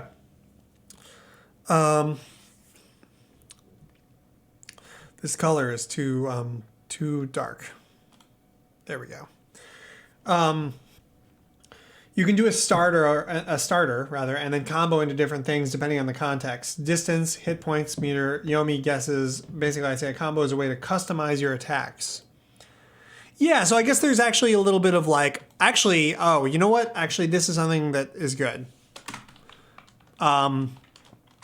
Things like combos and the general freeness of this, you know, openness allow for a sort of playfulness feeling to the system. That's maybe an anti-cynical take. And that is one of the most appealing things to me about fighting games. And like part of me imagines a future fighting game or strategy game sort of that feels the way that fighting games feel at their best. Yeah, I like fighting games. I think a general thing in fighting games is the asymmetrical character expression thing. That's an interesting thing that we should talk about.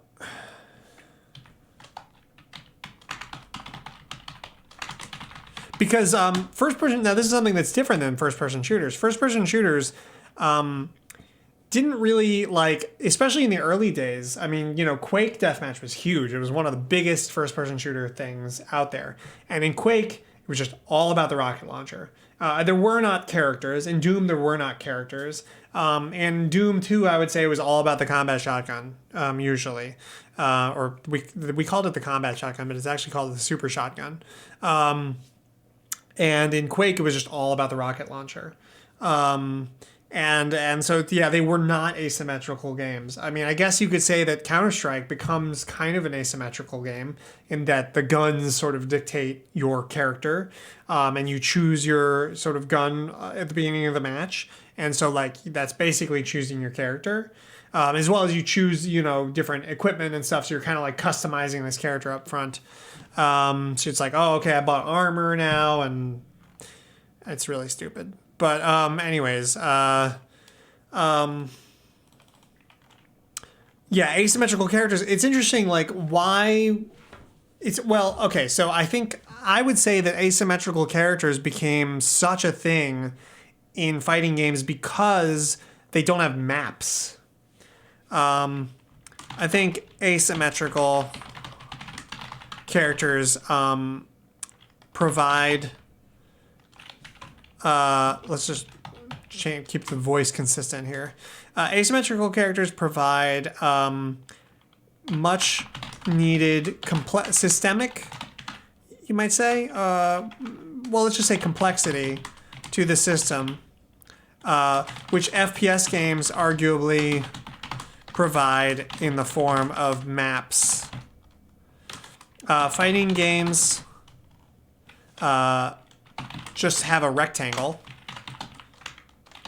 So you need to get the what was the term we used again? The control vectors.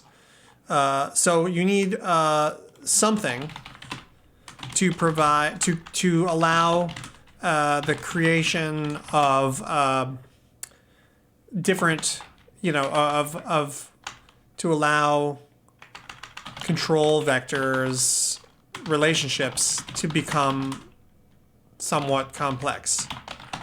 So that's why you want like a character that has, shapes like this, and let's do the drawing thing. So, this is not going to be accurate at all, but like maybe you have one character, it's kind of like a map, you can think of it as like a map, because like one character's threat zones are like that, right? This is what character 1. And then character 2's threat zones are like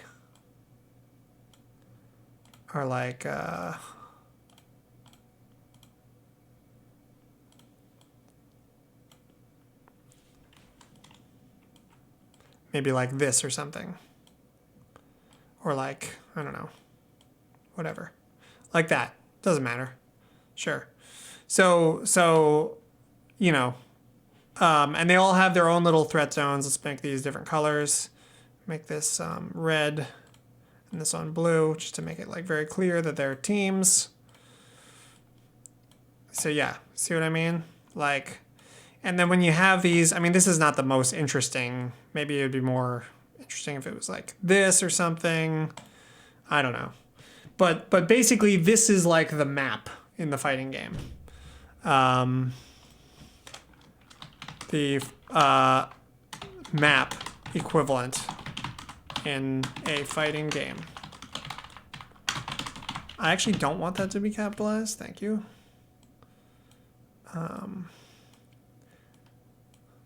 Not so big, please. Where's the stupid thing? Sure. Bold. Boom. There we go. And center. Okay. Cool. So yeah, you get what I'm saying, right?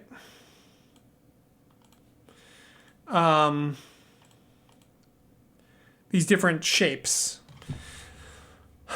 Okay, so I think that's why asymmetrical characters are important in fighting games, or why they've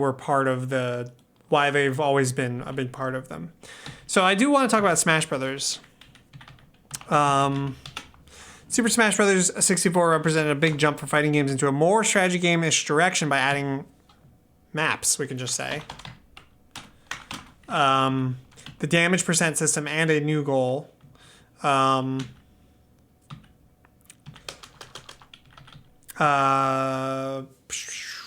else? Where do we want to go from here?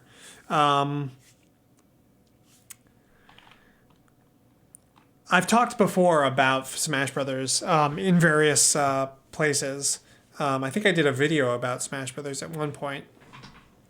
But basically, you have kind of like a stronger core mechanism. Smash Brothers to me seems like the first step in what could eventually turn these fighting games into something more like a strategy game.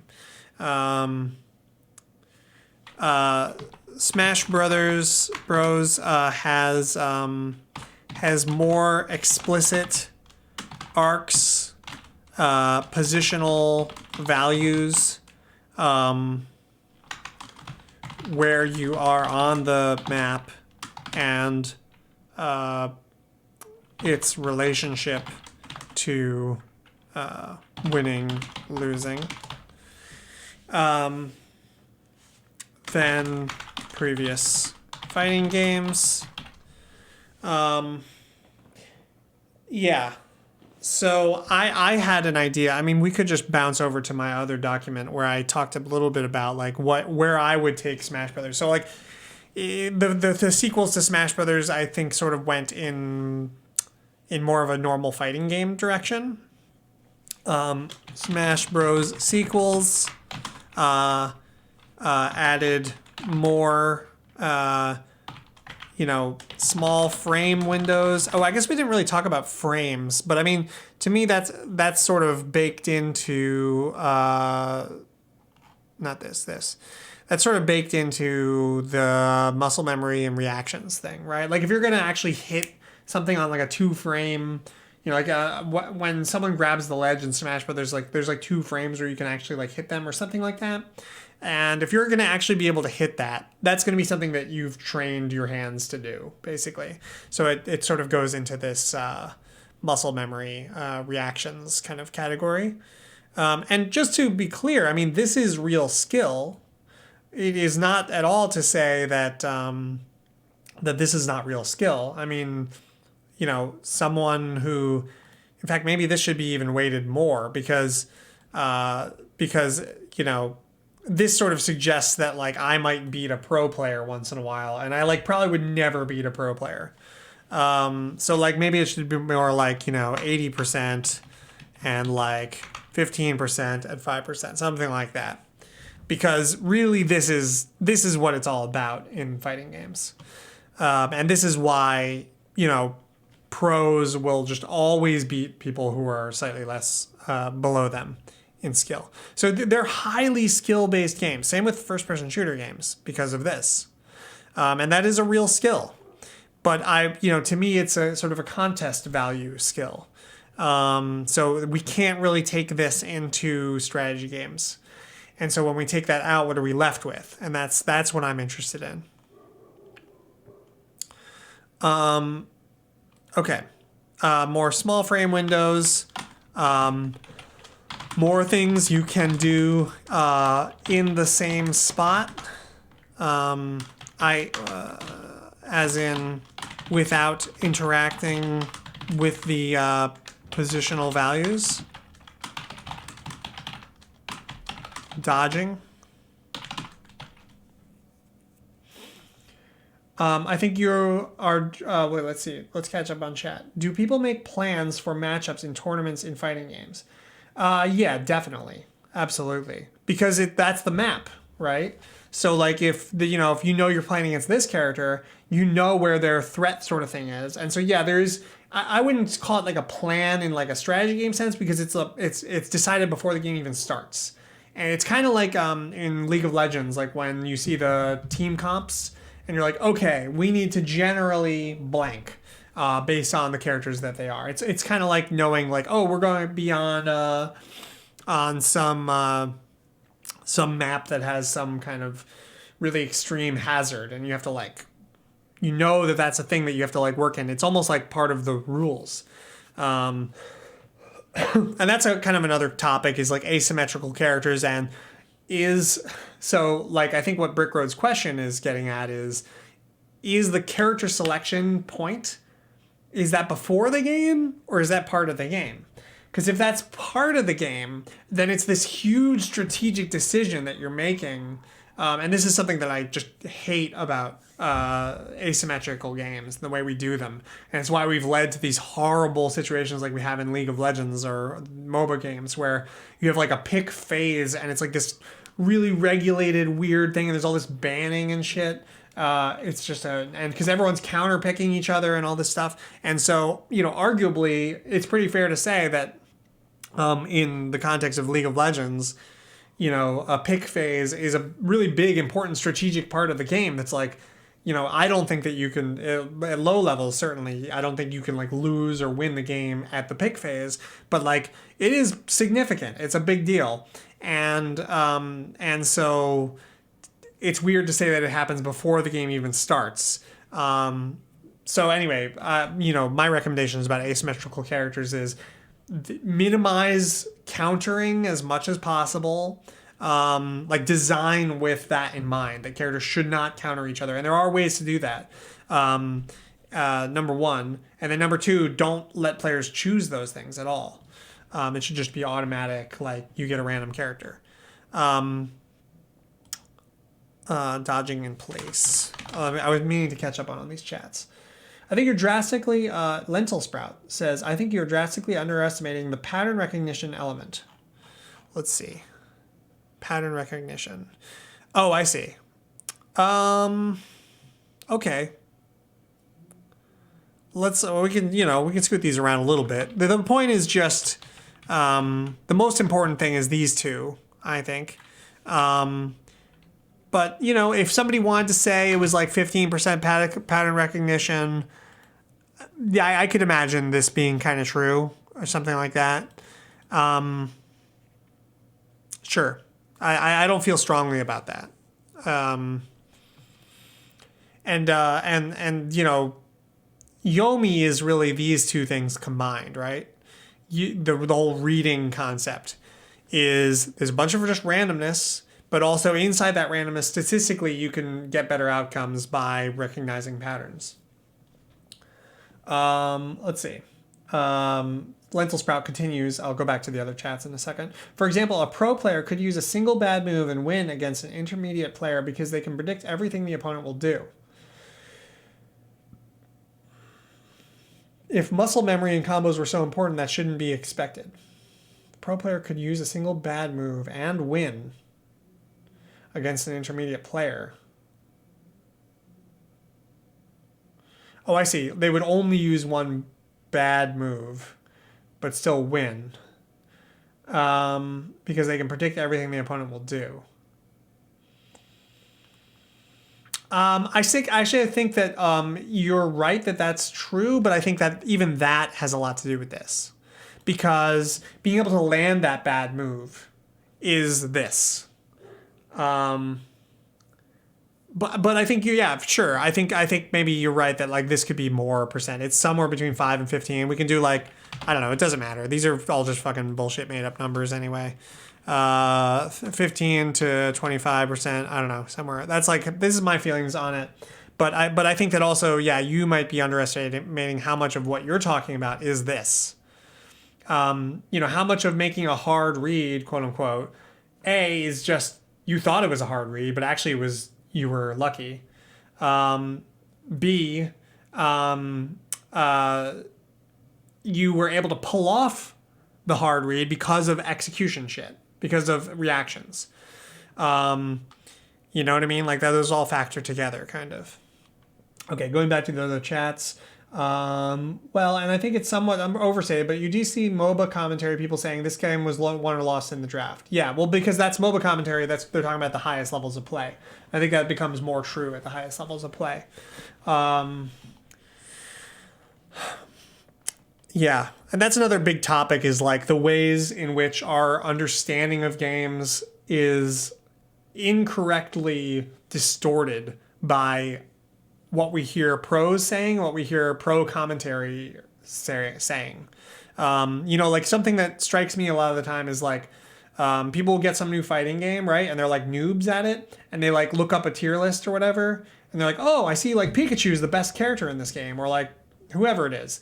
And it's like, that's not necessarily true. In fact, a lot of the times it's really not true at lower levels. There is a whole different tier list for the low levels. Yeah. And that's just a very clear example. There's a huge debate in all these games about whether games should be balanced around high level play or average level. Yeah, that's true. And I mean, there's some, like, I wouldn't say political reasons for that, but there's like some, you know, like, I'm not the best person to talk about this, but some people have been talking about how these companies want to really support and highlight high level play. In fact, that's something that I got from Valorant, is with they're focused so much on this, like the server hardware and shit like that. That's like clearly geared towards the top players. And there's this thing of like wanting to like own, you know, have this proprietary ownership over an esport. Yeah, there's something like evil about that, I think. But that's sort of distinct from game design. So we don't have to go into that, but that's worth mentioning. That's part of the conversation about why games should be balanced around high level play or average level play. I personally come down really hard on it should be balanced for average level play. I think that, you know, like where was that chart? Do we have that chart? Yeah, I mean, silver and gold. You know, and honestly, I think League of Legends is at its best in this area, personally. Wow, this is interesting to see, though. 0.2%, Challenger 0.4%, 0.6%, and then Diamonds 3%, Platinum 13%. But yeah, I'm like a low silver player. And I think the game is pretty healthy at this area.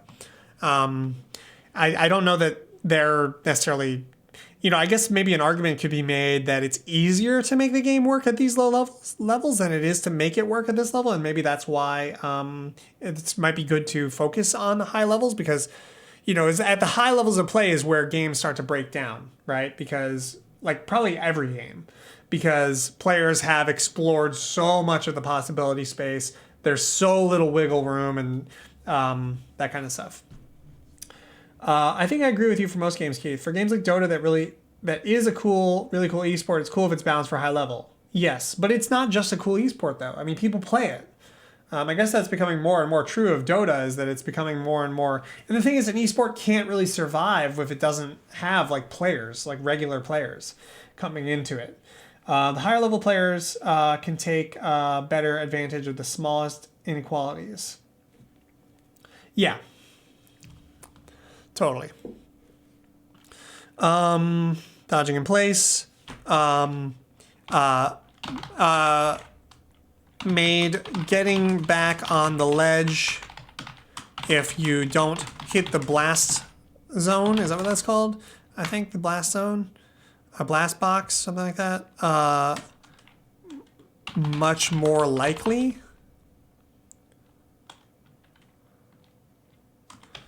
All of which makes the damage percent system more like health.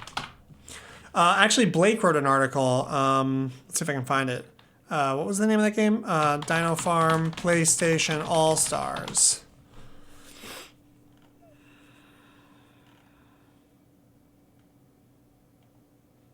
The hell?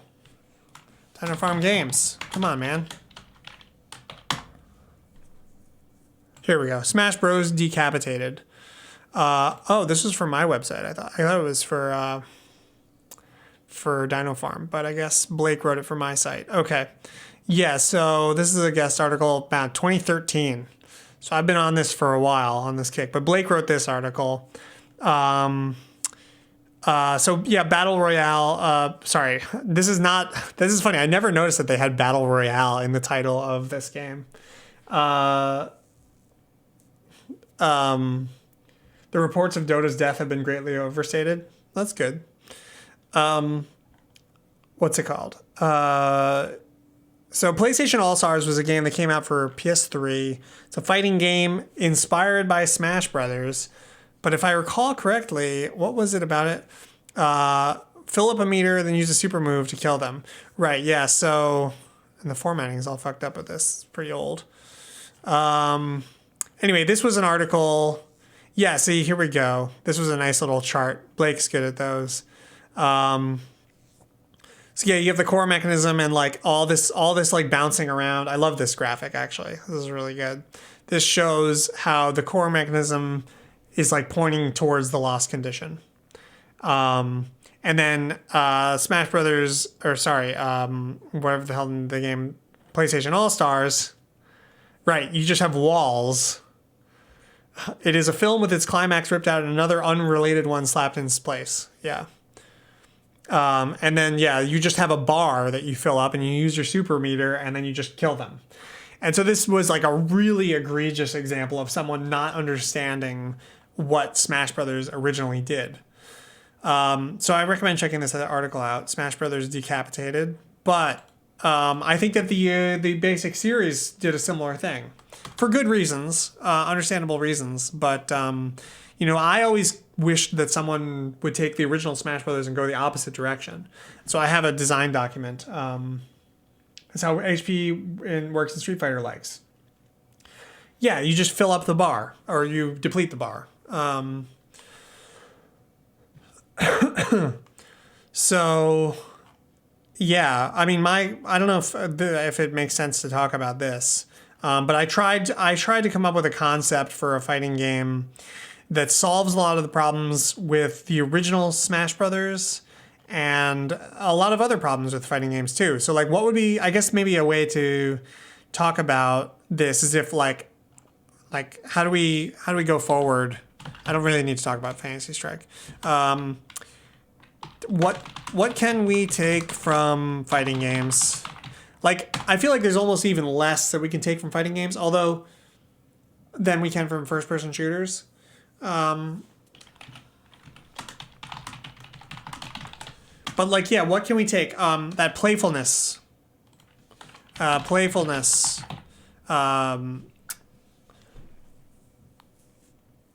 they have. Particularly Smash Brothers has like a physicsy playfulness that's really, I think, appealing and could really be interesting.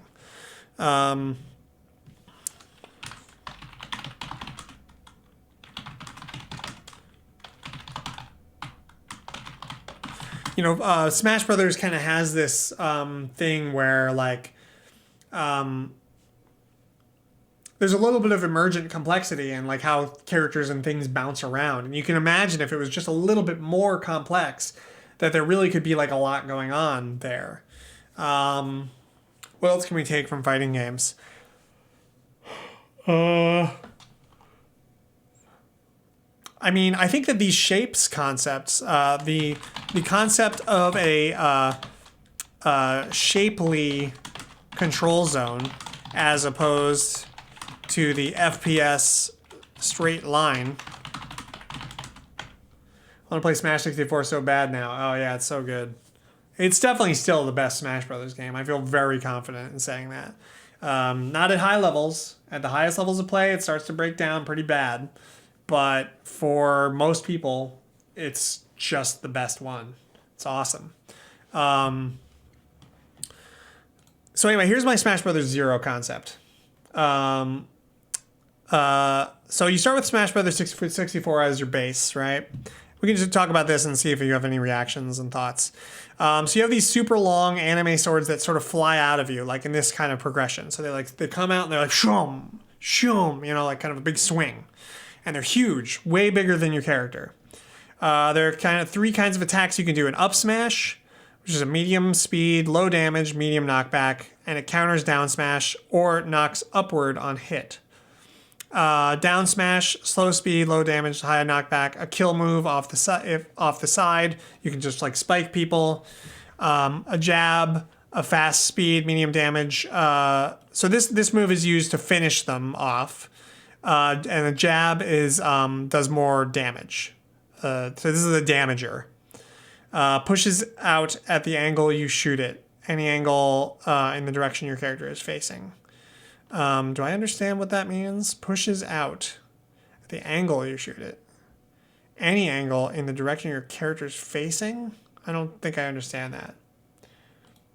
I think this needs to be fleshed out. But again, this is not a design document. This is just like kind of like a starting point in negotiation. There's a few things. This basic attack things, this is not my most important part. So we can just put that aside for now. All of the attacks deal knockback based on the direction the sword is going at the moment of the impact. That's important to me. I talked a little bit once about, in fact, maybe it's even still in that article. Is it? Maybe it's not in here. Maybe I wrote it. I think I put it in one of my books or something. When, Captain Falcon's up aerial, it's like a backflip kick. And depending on where it hits you in that spin, it'll knock you at that angle, more or less. I think there's some exceptions, but that's pretty cool. I feel like only higher level players care about things like balance, so that should bias balancing in the direction to some significant degree. In most cases, I feel like you can successfully appease low level players by changing something else about the game. Yeah, that's true. I think that's very true. Although within some parameters, like if you look at the tier list, there's some degree to which the balance does matter. If like for new players, let's make a tier list of Smash Brothers players for new players, right? Like which characters are the best for players who have just started, right? And you don't want it to be like there's one or two S tier characters in that tier list and like the rest of them are all just trash tier. That would be a problem. But yes, within reason, it's totally fine, and you can mine poison from esports and tier lists and stuff. Yeah, definitely. And well, if you look at this, it's kind of like, I mean, if you pick a character and I pick a character, we basically made this map together, and it is reasonable to want that map to be fair. We're just like saying, like, I want this to be like a fair playing zone. And there are definitely some character interactions where it's like my character's main strength is just completely stifled by your character's strengths. And that feels bad. So there is like a legitimate complaint there, I think. But at the same time, it's like, I don't know. I also wonder if like some of the balance stuff is important. You should watch Cole Whirl's GDC talk about fairness. Okay. Let's add that to the list. I'm going to copy paste that to the show list, design topics.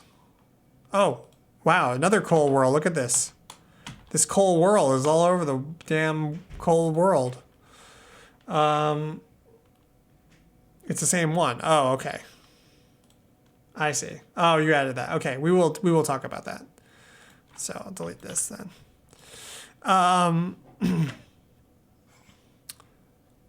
Yeah. Okay. So I just want to put you through some of these real quick.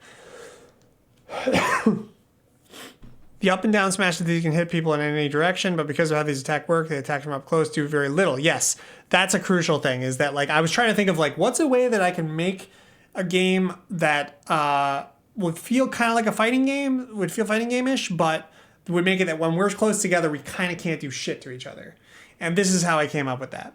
Like if you're right here, this sword is swinging so slowly at this point that like I think it would just make it not even damage you, or like it would just like move you or something, like, you know what I mean? Like the sword, there's not enough motion at this point, so you can't really hurt each other from up close. I thought that was a really elegant way that's like very natural to make that happen. And also projectiles are a really big thing in this game as well. I think projectiles are one of the best things actually about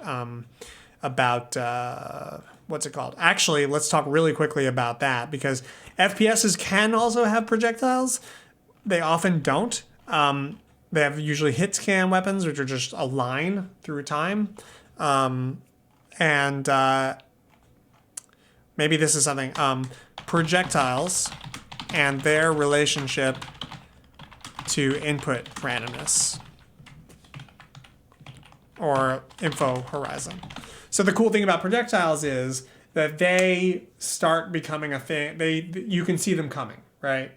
And now for this game, you could also add a bullet point that says projectiles are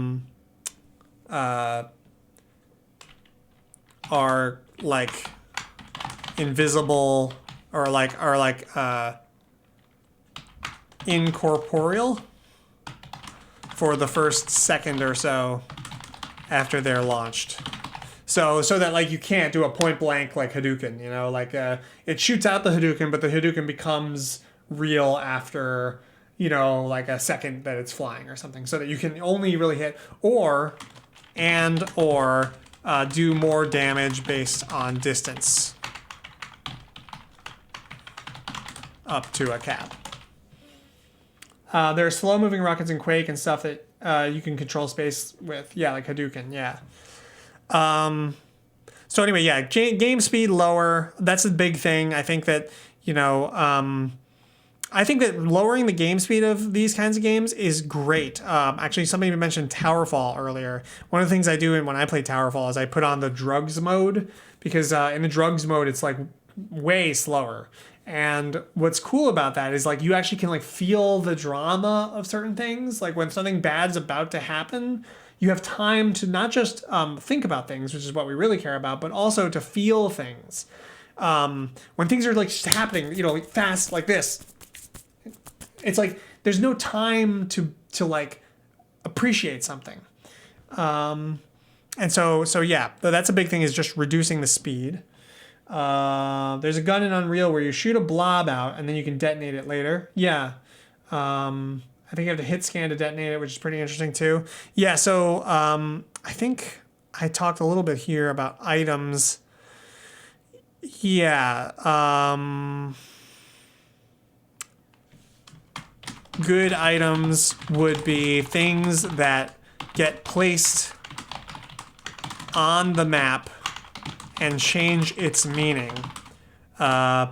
Smash 64 examples would be the motion sensor, bomb, and the bumper. That's pretty much it. There are actually not much.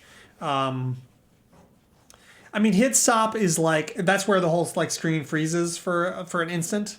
That's okay, but that's actually after the thing happens. So like in terms of the drama that I'm talking about, that doesn't really help with that.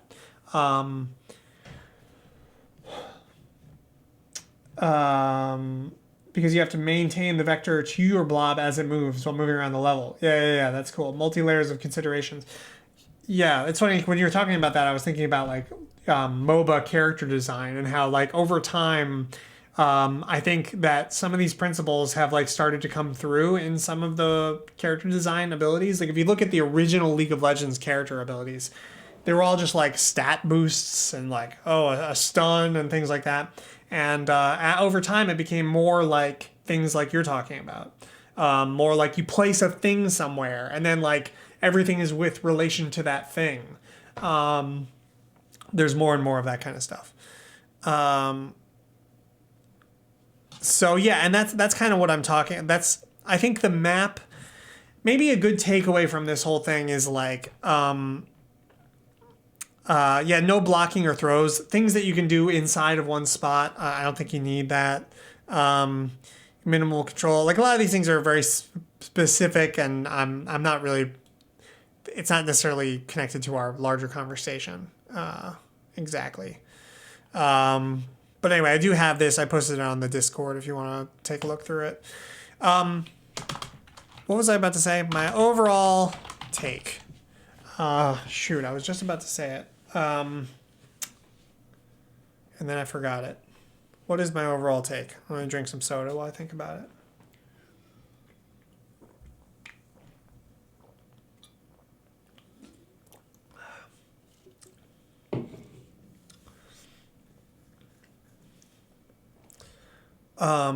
Shoot, I had a really good overall take and I completely blanked on it.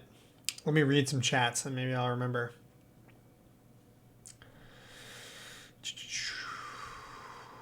Oh, I got it. My overall take on fighting games. Characters, asymmetric characters brought some structure, heyo, to what was otherwise a rectangle.